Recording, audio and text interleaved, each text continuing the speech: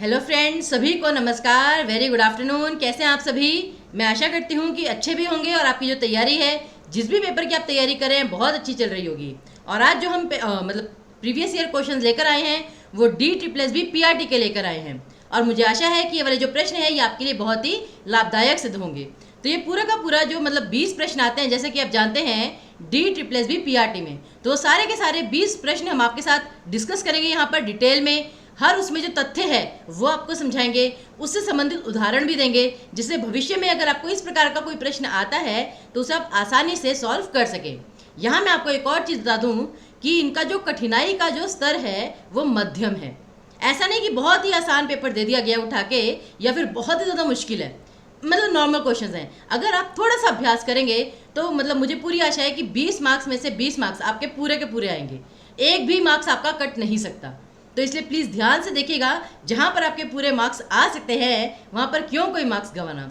और जो विषय है यहाँ पर कि कौन कौन से विषय इंक्लूडेड है DSSB PRT में, वो भी मैं आपको बता दूँ कि एक तो इसमें आपका अपठित गद्यांश आता है, 5 मार्क्स का आता है। और 5 मार्क्स मुझे तो लगता है फ्री फंड के होते हैं, क्योंकि यहाँ पर जो अपठित गद्यांश का जो लेवल है ना डिफिकल्टी का, बहुत ही ईजी रहता है।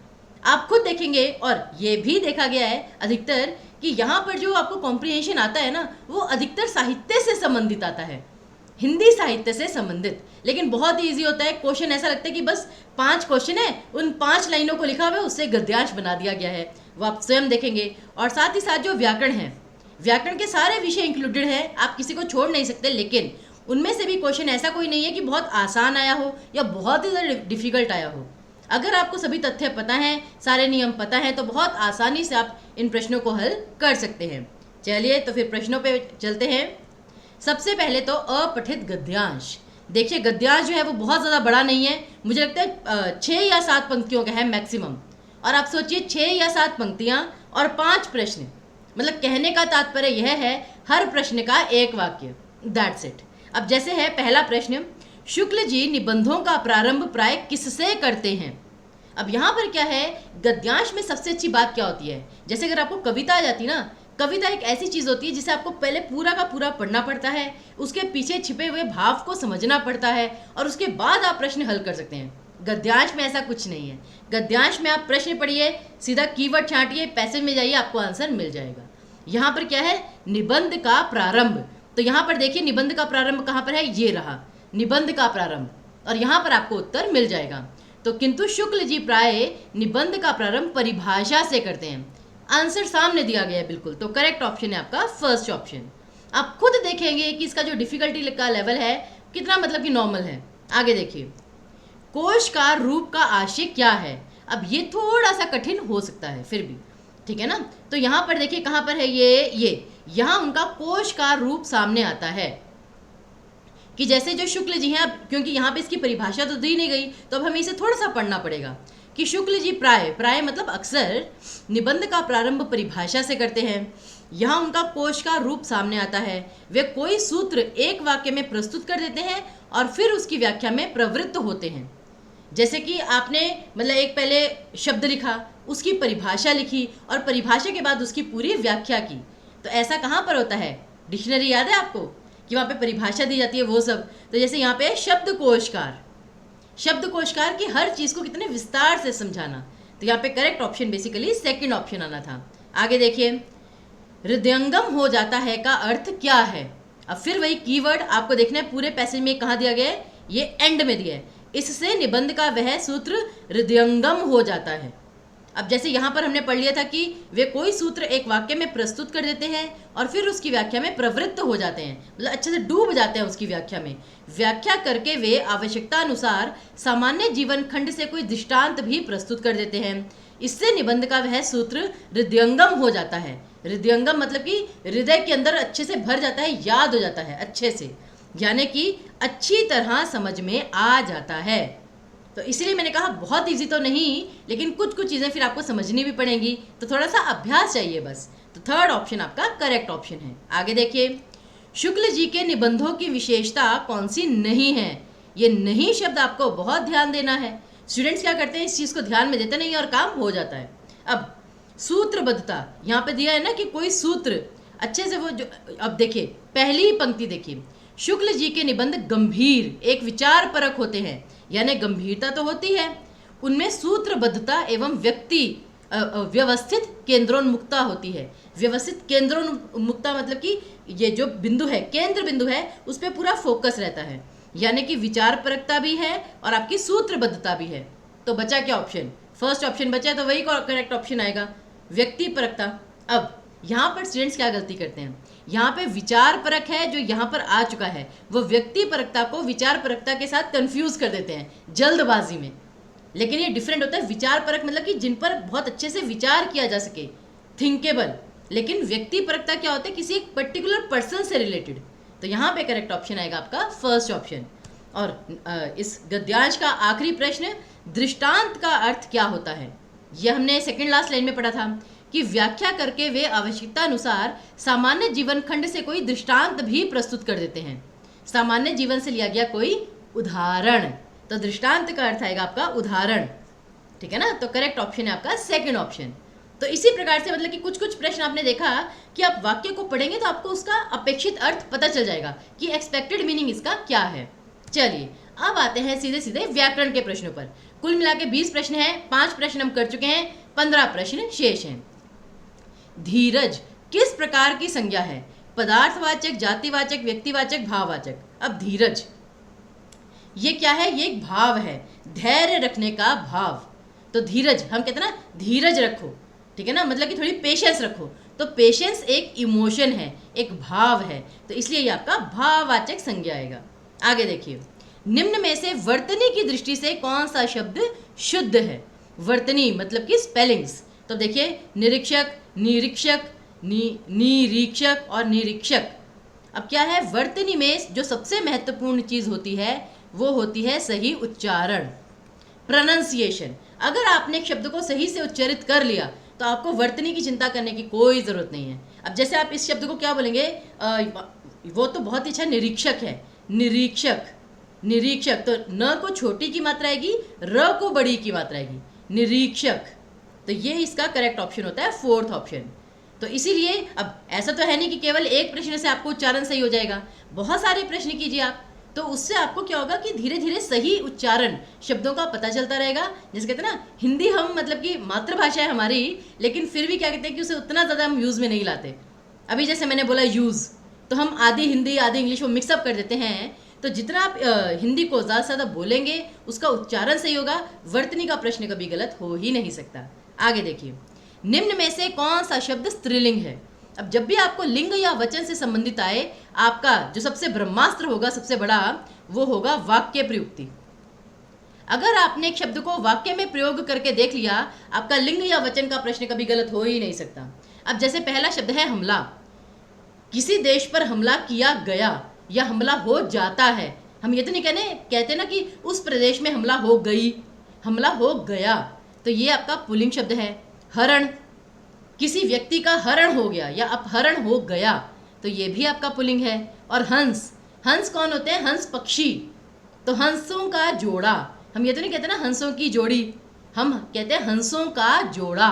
तो हंस जो पक्षी है वो पुल्लिंग में आता है। और हंस का हंसिनी होता है क्योंकि स्त्रीलिंग शब्द, ठीक है ना। और उसकी भी वर्तनी देखिए, हंसिनी, ये इसका स्त्रीलिंग शब्द है। लेकिन हड़ताल, अब जैसे कहते हैं कि हड़ताल चल रही है, डॉक्टरों की या शिक्षकों की हड़ताल चल रही है, तो ये आपका सीधे सीधे स्त्रीलिंग शब्द है।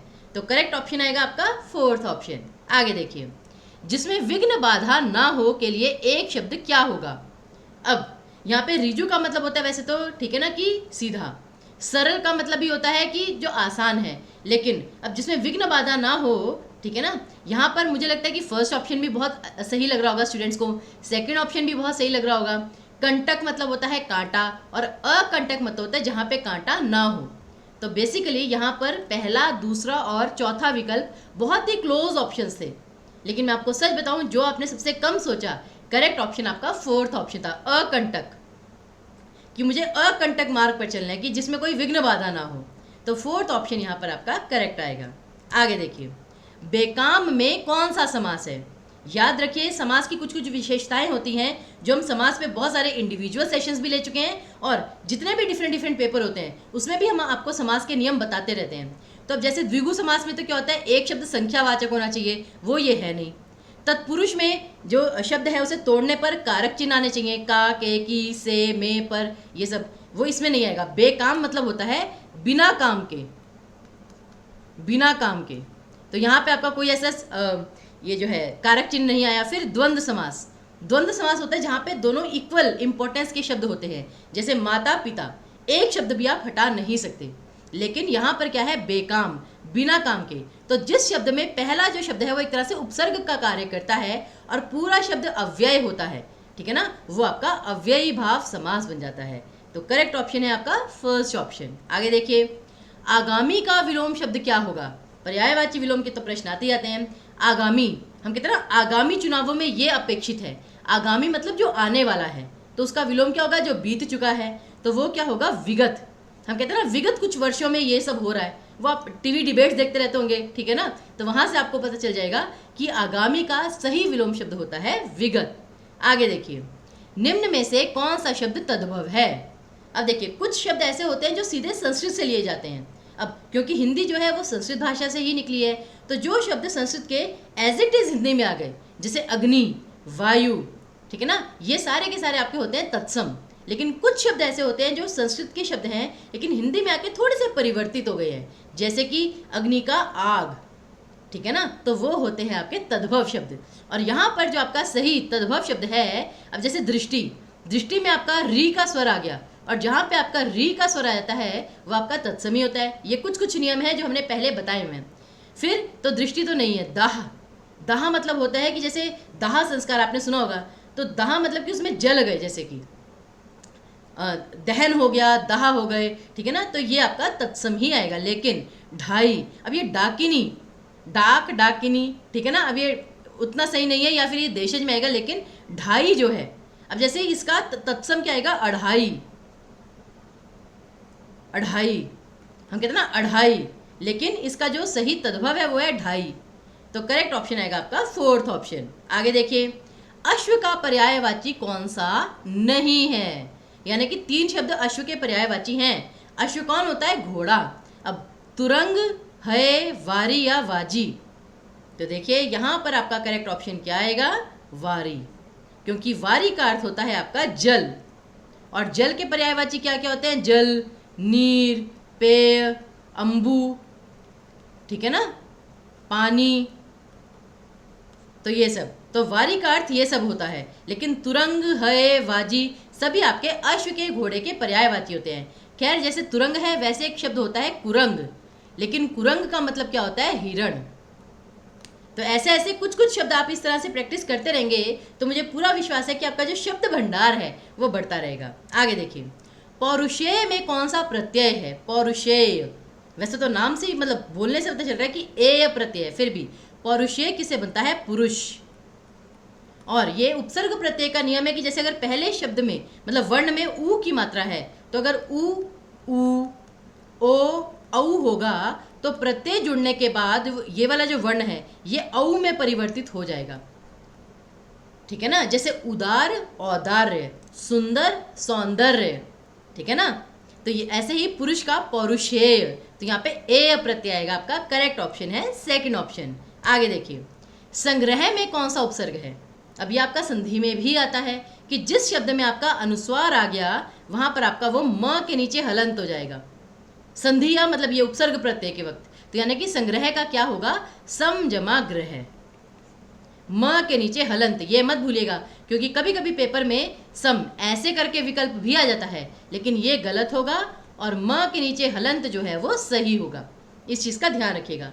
तो करेक्ट ऑप्शन है आपका फोर्थ ऑप्शन। आगे देखिए, निम्न में से कौन सा शब्द देशज है। अब देशज की वैसे परिभाषा क्या होती है, देशज की परिभाषा वो होती है जिन शब्दों की उत्पत्ति का पता ही ना चले कि वो शब्द कहाँ से आए हैं। जैसे तत्सम शब्द हैं संस्कृत से आए हैं, तद्भव शब्द हैं वो संस्कृत से हिंदी में आते वक्त थोड़े परिवर्तित हो गए हैं, विदेशज शब्द जो हैं वो विदेशों से आए हैं। लेकिन देशज शब्द जैसे हमारी लोकल भाषा के जो शब्द होते हैं जो हमने अपने आप ही बना लिए, जैसे बेटी को हमने बना लिया, अरे मुनिया कहाँ जा रही हो, तो मुनिया, लोटा, पगड़ी, ये सारे के सारे आपके देशज शब्द हैं। उसी प्रकार ऑर्डर, ये तो आपका विदेशज है, अंग्रेजी भाषा का लग रहा है।